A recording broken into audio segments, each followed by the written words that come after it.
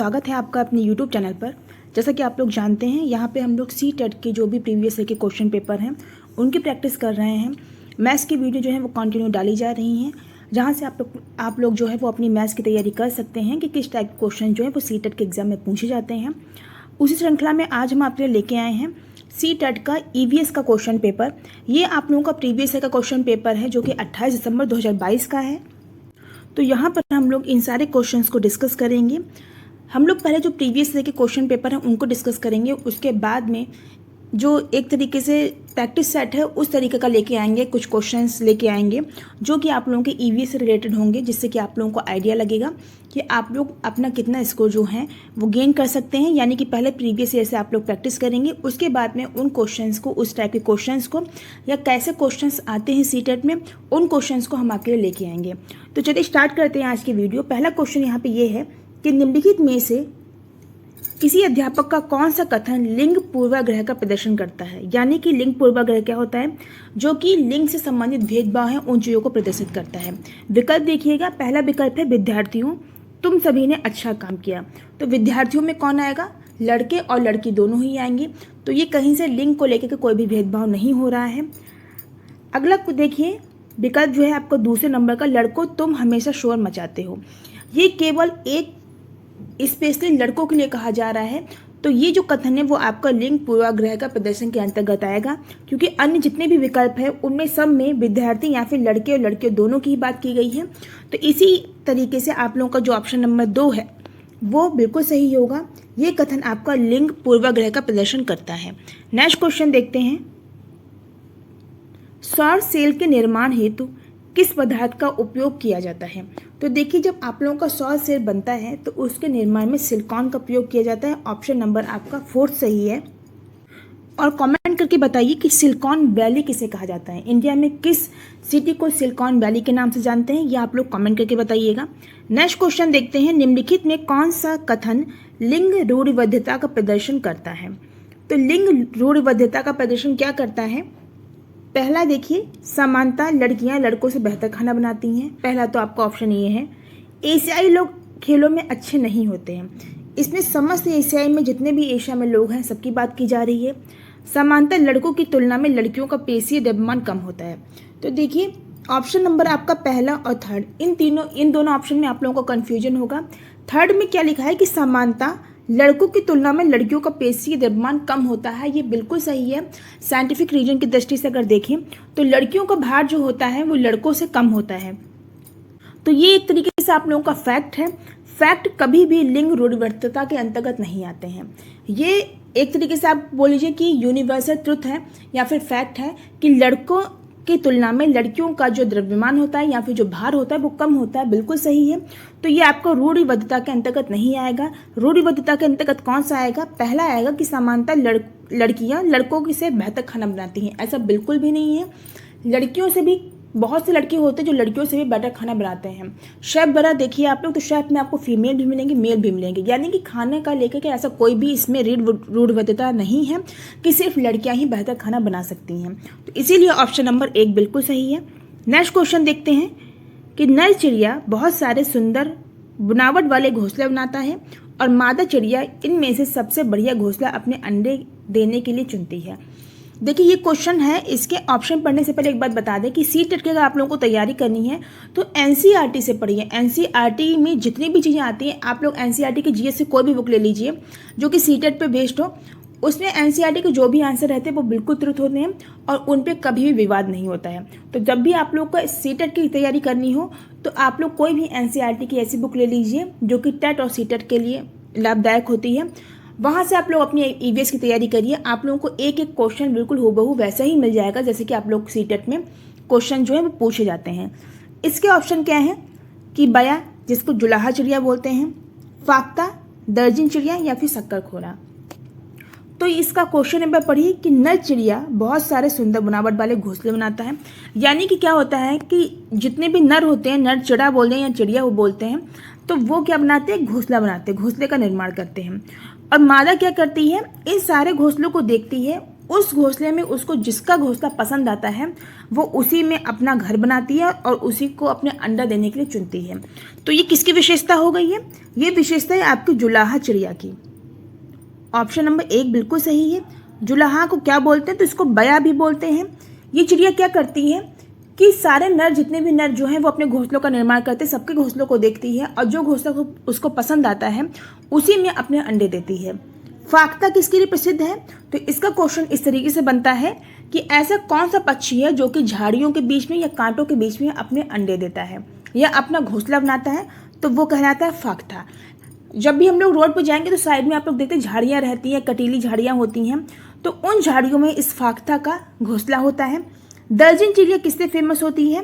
ये क्या करती है, 2 पत्ते होते हैं, मान लीजिए अमरूद की डाल है, उसके कोई 2 पत्ते हैं और इन दोनों पत्तों को मिला करके, जैसे एक पत्ता पीछे से और एक पत्ता इसके ऊपर, इन दोनों को मिला के और इसको क्या करती है, साइड से सिल देती है और एक साइड से थोड़ी जगह खुली रखती है जहाँ से वो अपने अंदर घुस जाती है। इस घोंसले के अंदर क्या होता है, थोड़े से रुई टाइप से कुछ रहता है, रुई के जैसे ना कि थोड़ी सी रुई ला के रख दी है या कहीं से किसी भी चिड़िया का पंख मिल जाए, छोटा सा ही घोंसला होता है। आप समझ लीजिए कि कोई भी पत्ता है, मान लीजिए अमरूद का पत्ता, तो कितना बड़ा रहेगा, उतना ही बड़ा उसका चिड़िया का घोंसला होता है, क्योंकि चिड़िया जो होती है वो भी बहुत छोटी होती है और उसके बीच में ये अपने अंडे देती है। तो इसके लिए क्या करती है कि कहीं से भी किसी चिड़िया का पंख उठा लाती है, थोड़ी से रुई के उसे मिल जाती हैं, या बहुत से फूल ऐसे होते हैं जो सॉफ्ट होते हैं, एकदम बिल्कुल कॉटन की तरह लगते हैं, तो उन चीज़ों को ये अपने घोंसले के अंदर रखती है और वहाँ पे अपने अंडे देती है, अपने घोंसले के अंदर रखती है, वहाँ पे अपने अंडे देती है। तो ये इसीलिए फेमस है, इसी के नाम पे इसका नाम पड़ा है दर्जन चिड़िया। दर्जन किससे बना है? दर्जी से मिला है। दर्जी जिस तरीके से कपड़ों की सिलाई करता है उसी तरीके से ये अपना घोंसला क्या होती है, वो सिलकर बनाती है, तो इसीलिए इसका नाम है दर्जन चिड़िया। शक्कर खोरा का क्वेश्चन इस तरीके से बनता है कि ऐसा कौन सा पक्षी है जो कि पेड़ के तने में अपनी चोंच से छेद करके अपना घोंसला बनाता है? तो ये होता है शक्कर खोरा।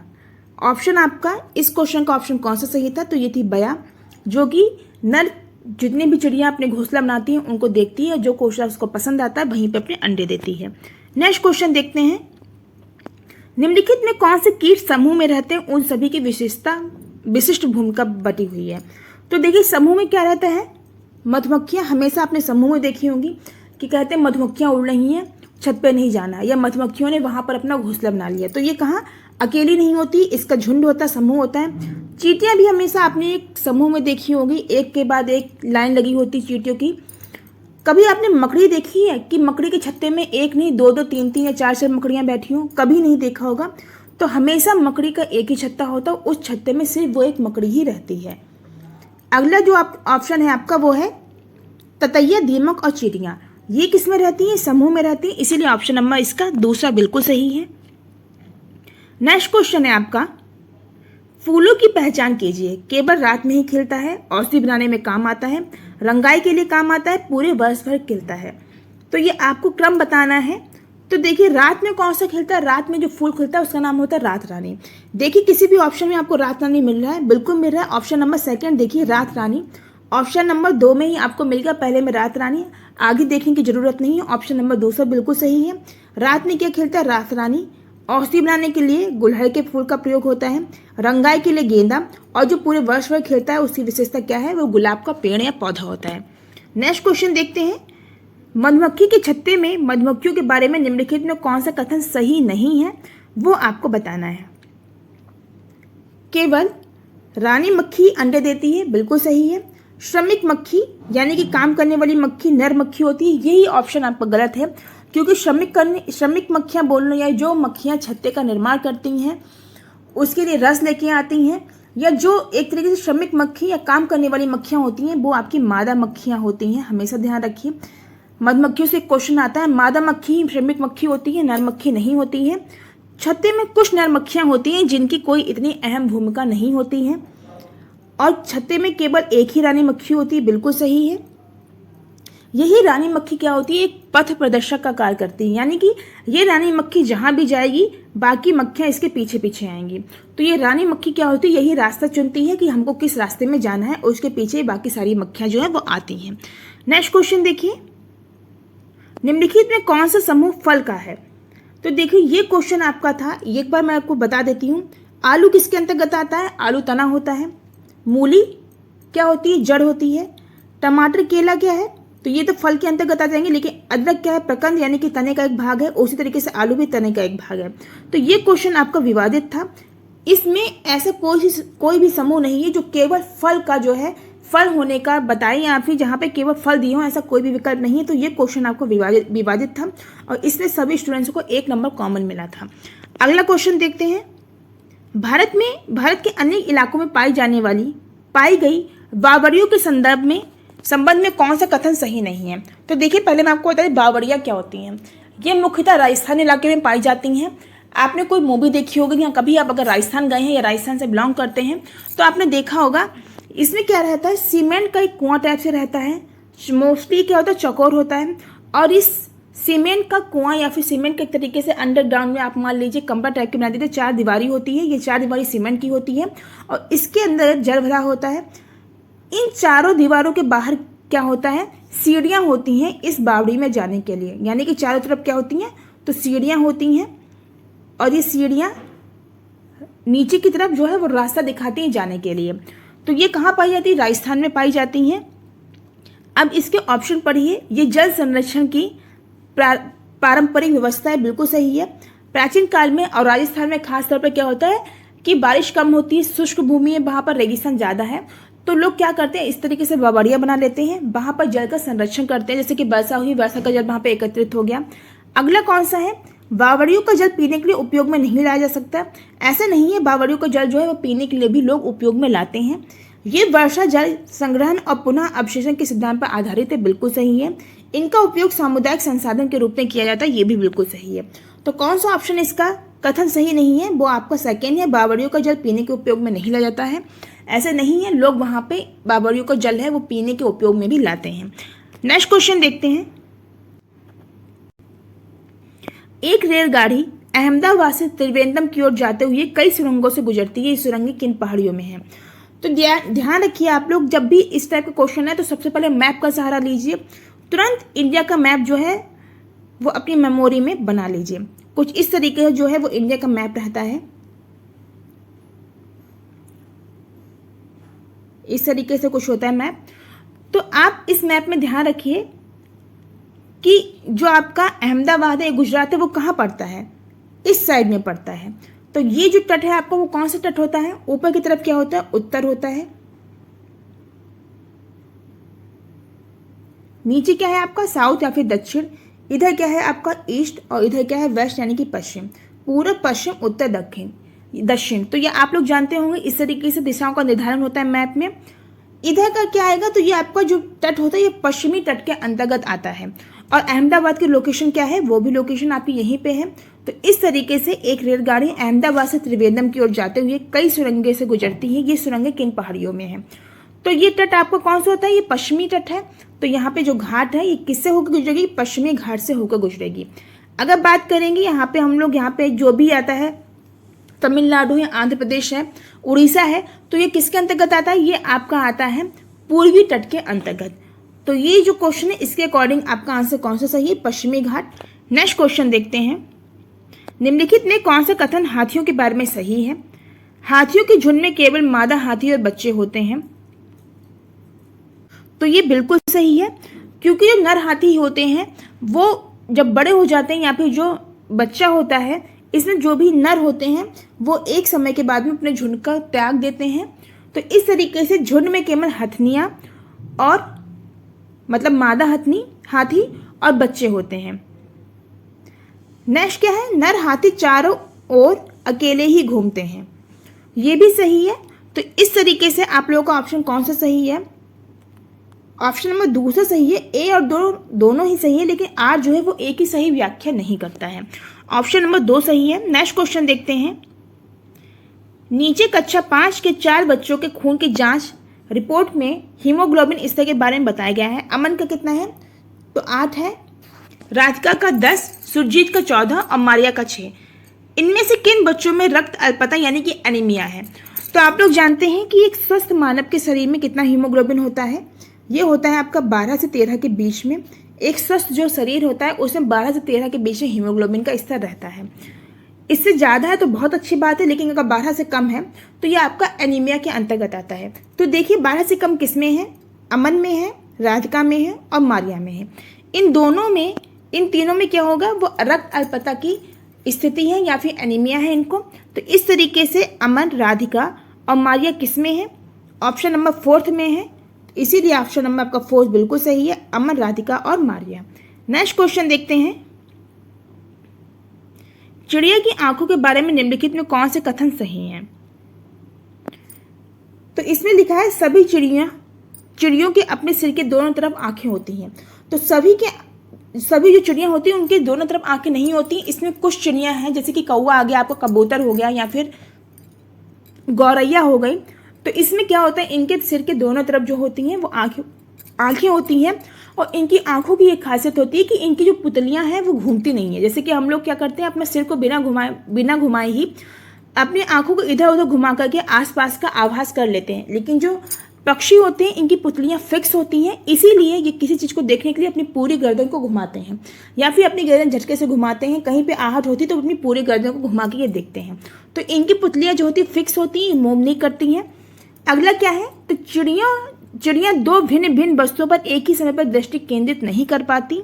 ये गलत है। चिड़ियों की ये खासियत होती है कि वो एक ही समय पर दो भिन्न भिन्न वस्तुओं पर अपनी दृष्टि जो है वो केंद्रित कर लेती हैं। इस तरीके से दोनों ही कथन गलत है। 4 नंबर का जो ऑप्शन है आपका वो बिल्कुल सही है। नेक्स्ट क्वेश्चन देखते हैं, बाघों यानी कि टाइगर्स की निम्नलिखित में कौन सी विशेषताएं उन्हें अंधेरे में आगे बढ़ने और अपना शिकार खोजने में मदद नहीं करती हैं। तो देखिए संवेदनशील गलमुच्छे, ये इनको अंधेरे में अपना शिकार खोजने में मदद करती हैं। विभिन्न दिशाओं में कानों की गति आगे है, ये भी क्या करती हैं, अंधेरे में इनको आगे बढ़ने में और अपना शिकार खोजने में मदद करती हैं। क्यों करती हैं, क्योंकि कानों से उनको सुनाई देता है तो किसी की भी आहट होती है वो उसको तुरंत भाप जाते हैं। जोर से गर्जना जो है ये इसके अंधेरे में आगे बढ़ने या फिर अपने शिकार को खोजने की विशेषता में नहीं आता है। सुनने का तीव्र आभास, ये ऑब्वियसली बात है आएगा ही। तो ऑप्शन नंबर आपका 3 जो है वही इसका राइट आंसर है कि जोर से गर्जना जो है वो इसको अंधेरे में आगे बढ़ने और अपना शिकार खोजने में मदद नहीं करता है। नेक्स्ट क्वेश्चन देखते हैं, निम्नलिखित का सही मिलान करिए। तो जिम कॉर्बेट नेशनल पार्क कहाँ है, यह आपका उत्तराखंड में है। रणथंभौर आपका कहाँ है, राजस्थान में है। काजीरंगा असम में है और गिर कहाँ पर, तो ये गुजरात में है। जिम कॉर्बेट जो है वो सबसे पुराना नेशनल पार्क है जिसका अभी हेमिस तो लद्दाख में हेली नेशनल पार्क कहते हैं। काजीरंगा आपको एक सींग वाले गेंडे के लिए फेमस है, ये कहाँ पर है, असम में है। रणथंभौर है ये इसका चीतल के लिए या फिर काले रंग के जो हिरन है उसके लिए फेमस है। और गिर क्या है, तो गिर ये गुजरात में है, ये एशियाटिक जो लायन होते हैं इनके लिए फेमस है। तो इस तरीके से ए का 2 किसमें है, तो ऑप्शन नंबर 2 देखिए, ए का 2, बी का 1, सी का 4 और डी का 3। तो इस तरीके से ऑप्शन नंबर आपका 2 बिल्कुल सही है। नेक्स्ट क्वेश्चन देखते हैं,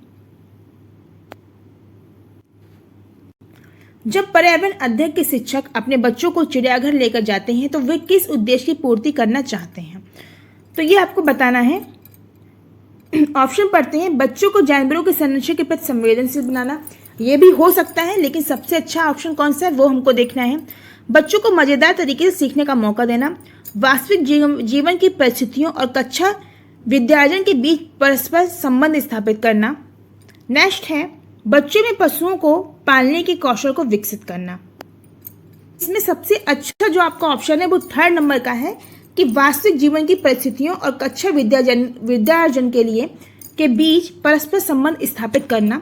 नेक्स्ट क्वेश्चन देखते हैं, रमेश अपनी कक्षा 5 की पर्यावरण अध्ययन की कक्षा में खोजपूर्ण प्रश्न पूछता है।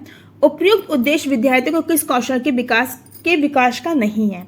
तो आप ये किस कौशल के विकास का नहीं है, ये प्रदर्शन कौशल के विकास का नहीं है। तो ऑप्शन नंबर इसका 1 बिल्कुल सही है, प्रदर्शन कौशल। नेक्स्ट क्वेश्चन देखते हैं, पर्यावरण अध्ययन में निम्नलिखित में कौन से समस्या समाधान के गुण हैं। नीचे विकल्प दिए हुए हैं A, B, C, D, A, D और B, D। इसे आपको बताना है कि पर्यावरण अध्ययन में निम्नलिखित में कौन से समस्या समाधान के गुण जो हैं वो हैं। ऑप्शन नंबर आपका आपका ए भी सही है, सृजन और चयन। ये दोनों ही पर्यावरण अध्ययन में समस्या समाधान के गुण हैं। तो इस तरीके से ऑप्शन नंबर आपका एक सही होगा, ए और बी दोनों ही विकल्प सही हैं। नेक्स्ट क्वेश्चन देखते हैं, एक ईवीएस शिक्षक के द्वारा प्रयुक्त होने वाली भाषा है। तो इसमें एक ईवीएस शिक्षक है, उसके द्वारा जो भाषा प्रयुक्त होती है, भाषा कैसी होनी चाहिए, वो बच्चों के दैनिक जीवन से संबंधित होनी चाहिए। तो ऑप्शन नंबर 3 सही है, बच्चों की दैनिक रोजमर्रा की भाषा को से संबंधित होनी चाहिए। नेक्स्ट क्वेश्चन है, आकर्षक एवं प्रासंगिक अनुदेशात्मक सामग्री का उपयोग सहायक है क्योंकि वे सभी ज्ञानेंद्रियों को सक्रिय करते हैं, अधिगम को अधिक अर्थपूर्ण बनाते हैं, शिक्षकों को शिक्षा अधिगम प्रक्रिया में सहायता करते हैं, विद्यार्थियों का ध्यान आकर्षित करते हैं। तो इसमें सबसे अच्छा कौन सा है, तो आकर्षक एवं प्रासंगिक अनुदेशात्मक सामग्री का उपयोग सहायक है क्योंकि वे सभी ज्ञानेंद्रियों को सक्रिय करते हैं। क्योंकि जब भी कुछ आकर्षक होगी या प्रासंगिक होगी तो इससे क्या होगा, सभी ज्ञानेंद्रियों का यूज होगा। इससे क्या होगा, सभी ज्ञानेंद्रियां जो होती हैं वो सक्रिय भूमिका में आ जाती हैं। नेक्स्ट देखते हैं, ईवीएस के शिक्षण में न्यूनतम महत्वपूर्ण और क्रियाकलाप की पहचान कीजिए। तो क्वेश्चन को ध्यान से पढ़िए, इसमें क्या लिखा है, न्यूनतम महत्वपूर्ण क्रियाकलाप क्या है। तो पहले तो हम लोग देखते हैं कि कौन कौन से क्रियाकलाप दिए हैं। विद्यार्थियों से परिचर्चा इंपॉर्टेंट है, कार्यपत्रों पर चित्रों और रूपरेखा को बनाना ये भी इंपॉर्टेंट है, विद्यार्थियों को बाहर प्रकृति की सैर पर ले जाना बिल्कुल बहुत जरूरी है। लेकिन न्यूनतम क्या है इसमें, तो अवाज्ञाकारी यानी कि ऐसे बच्चे जो कि आज्ञा नहीं मानते उनको दंडित करना या फिर उनको सजा देना, ये महत्वपूर्ण क्रियाकलाप नहीं है, न्यूनतम महत्वपूर्ण है, इसीलिए ऑप्शन नंबर इसका 3 बिल्कुल सही है। नेक्स्ट क्वेश्चन देखते हैं, निम्नलिखित में से पर्यावरण अध्ययन पुस्तक में पहेलियों को सम्मिलित करने के उद्देश्य को पहचानिए। तो इसमें कौन सा उद्देश्य है, तो इसमें जो उद्देश्य है वो है आपका विद्यार्थियों में तर्क क्षमता विकसित करना। पर्यावरण की जो पहेलियां होती हैं इनका पूछने का उद्देश्य होता है कि विद्यार्थियों में तर्क क्षमता जो है उसको विकसित करना। ऑप्शन नंबर 2 सही है। नेक्स्ट क्वेश्चन देखते हैं, पर्यावरण अध्ययन के शिक्षण अधिगम में विद्यार्थियों द्वारा प्रश्न पूछना अत्यधिक महत्वपूर्ण है क्योंकि ये प्रश्न संकेतक है। तो ये किसके संकेतक हैं, ये संकेतक है विद्यार्थियों की जिज्ञासा के, विद्यार्थियों की समझ में अंतर के या शिक्षक की क्षमता के। तो इसका राइट आंसर आपका जो होगा वो ए और बी दोनों ही है, विद्यार्थियों की जिज्ञासा और विद्यार्थियों की समझ के अंतर दोनों की इंपॉर्टेंट है। तो ऑप्शन नंबर इसका ए बिल्कुल सही है। नेक्स्ट क्वेश्चन देखते हैं, गलत कथन का आपको चयन करना है। तो गलत कथन आपको कौन सा है, ईवीएस एक अंतर विषयक विषय है, सही है। ईवीएस पढ़ना पढ़ाना स्थानीय संसाधनों के माध्यम से होना चाहिए। ईवीएस मुख्यतः जैव विविधता के अध्ययन से जुड़ी है और कक्षा 1 और 2 में ईवीएस शिक्षण भाषा और गणित के माध्यम से होना चाहिए। तो इसमें आपको बताना है गलत कथन कौन सा है। तो इसमें गलत कथन कौन सा है, गलत कथन इसमें है ईवीएस मुख्यतः जैव विविधता के अध्ययन से जुड़ी है। ऐसा नहीं है, ईवीएस के अंतर्गत सब कुछ आ जाता है, आपका जैव विविधता, एनवायरनमेंट, सारी चीजें जो हैं वो ईवीएस के अंतर्गत आ जाती हैं। नेक्स्ट क्वेश्चन देखते हैं, एक पर्यावरण अध्ययन शिक्षक होने के नाते आप अपनी कक्षा के औसत छात्रों के लिए क्या करेंगे। तो कक्षा के जो औसत छात्र हैं तो उनके लिए हम क्या करेंगे, उनके कमजोर पक्षों को ढूंढेंगे, उनके सुधारों के लिए समाधान खोजना और उसको लागू करना। यानी कि यहाँ पर हम नैदानिक और उपचारात्मक जो परीक्षण है उसका प्रयोग करेंगे। ऑप्शन नंबर 3 सही है। नैदानिक परीक्षण क्या होता है कि बच्चों की कमियों को छांटना, और फिर उपचारात्मक क्या होता है कि उन कमजोरियों पर कार्य करना, उनको पहचानना और उनको उपचार करना, यानी कि उन कमजोरियों पर कार्य करना। तो ऑप्शन नंबर इनका 3 जो है वो बिल्कुल सही है। नेक्स्ट क्वेश्चन देखते हैं, पर्यावरण अध्ययन शिक्षा के क्षेत्र में सम्मिलित है। तो क्या सम्मिलित है, औपचारिक अनौपचारिक, औपचारिक अनौपचारिक दोनों, या फिर विद्यालय शिक्षा। तो ये किससे संबंधित है, ये आपको औपचारिक और अनौपचारिक दोनों ही शिक्षाओं से संबंधित है। ऑप्शन नंबर 3 सही है। नेक्स्ट क्वेश्चन है, विद्यार्थियों में अवधारणात्मक समझ तब अच्छी होती है जब शिक्षक जोर डालते हैं। किस पर जोर डालते हैं, तो ये जोर डालते हैं संवाद पर, लिखित एवं मौखिक परीक्षा पर, पाठ्य पुस्तक पर या फिर प्रतिस्पर्धा पर। तो विद्यार्थियों में अवधारणात्मक समझ तब अच्छी होती है जब शिक्षक जोर डालते हैं उनके संवाद पर। अगला क्वेश्चन है, उपाख्यानात्मक अभिलेख में इनमें से क्या नहीं होना चाहिए? नीचे आपके युग्म दिए हैं, पहले ऑप्शन पढ़ लेते हैं। समस्याओं पर केंद्रित होना, निर्णायक होना, बच्चों की ताकत और कमजोरियों की पहचान करना, बच्चों की रुचि और जिज्ञासा को पहचानना। तो ये दोनों तो होने चाहिए कि बच्चों की ताकत और कमजोरी को पहचानना, बच्चों की रुचि और जिज्ञासा को पहचानना। लेकिन समस्याओं पर केंद्रित होना और निर्णायक होना ये दोनों नहीं होने चाहिए। तो ऑप्शन नंबर इसका ए सही होगा, ए और बी। नेक्स्ट क्वेश्चन देखते हैं। एक ईबीएस की कक्षा में एक शिक्षक चर्चा करता है कि घर की मक्खियां बीमारियां फैलाती हैं। चर्चा के लिए सबसे उपयुक्त सीखने का संसाधन होगा अखबार, फ्लैश कार्ड, स्लोगन्स या फिर पोस्टर। तो अखबारों में क्या निकल के आता है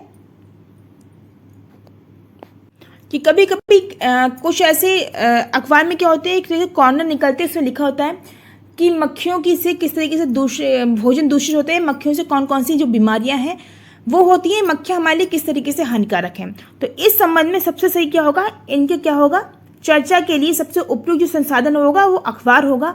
ऑप्शन नंबर इसका एक सही है। नेक्स्ट क्वेश्चन देखते हैं। खेल खेल या पाठ पढ़ाने हुए तो सरता विद्यार्थियों को खेल में मैदान में ले जाती है और उन्हें अलग अलग दिनों में विभिन्न खेल सिखाती है। मीनू उसी पाठ को अलग अलग खेलों के चित्रकार को दिखाकर विद्यार्थियों को पढ़ाती है। विद्यार्थियों को अधिकतम शामिल करने में कौन ज़्यादा प्रभावी रणनीति का उपयोग कर रहा है? तो इससे सबसे ज़्यादा जो प्रभावी रणनीति है उसका उपयोग कौन कर रही है? सरिता कर रही है, क्योंकि वो क्या कर रही है, वो खेल के मैदान का प्रयोग कर रही है, जहाँ पर बच्चों को अपनी कौशल या फिर अपने जो भी टैलेंट है उनको दिखाने का मौका मिलता है। तो इसीलिए ऑप्शन नंबर इसका एक बिल्कुल सही है। तो आज जो 30 क्वेश्चन थे इस पेपर के वो हम लोगों ने डिस्कस किए। आज की वीडियो में बस इतना ही। वीडियो को आपको पसंद है तो वीडियो को लाइक कर दीजिए, शेयर करिए। साथ ही जिन लोगों ने अभी तक हमारे चैनल को सब्सक्राइब नहीं किया है वो चैनल को सब्सक्राइब कर लीजिए, बेल आइकन का बटन दबा दीजिए, जिससे आगे आने वाली जो भी इंपॉर्टेंट वीडियोज है उनका नोटिफिकेशन आपको टाइम से मिल सके। मिलते हैं नेक्स्ट वीडियो में, तब तक अपना ख्याल रखिए, खुश रहिए। Thank you.